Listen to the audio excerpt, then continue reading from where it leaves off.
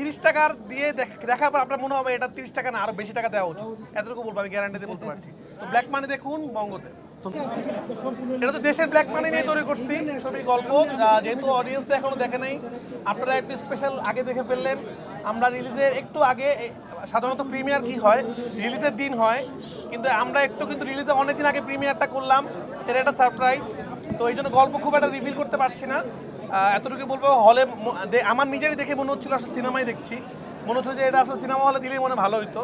যাই হোক, দর্শক আসলে ঘরে বসে এই সিনেমাটা দেখবে, মানে সিরিজটা দেখবে। এটা 4টা পর্ব, 4টা পর্বে বঙ্গে রিলিজ হবে 2 তারিখে, জানুয়ারি 2 তারিখ, নতুন বছরের। এটা আমার দর্শকদের জন্য আমার একটা উপহার। আমার দর্শকরা তুফানের পর থেকে আমার কাছে সিনেমা চাচ্ছিল, সিনেমা কই। যেহেতু সিনেমা বানাতে একটু সময় লাগে, এর আগে আমি দর্শকদেরকে একটা সিরিজ গিফট করলাম, যেটা কাইন্ড অফ সিনেমা, আপনারা তো দেখেছেনই। এটা সিনেমার থেকে কোনো অংশে কম না।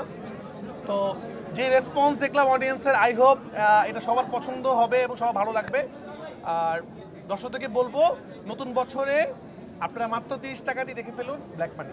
দেন আমরা আসলে এই আজকে প্রেস কনফারেন্সে এই ধরনের কথা উত্তর দিতে চাই না, কারণ আমরা বলতে চাই সিনেমাটা আপনারা দেখেছেন, যারা দেখেছেন তারা বলবেন সিনেমা কেমন লাগলো।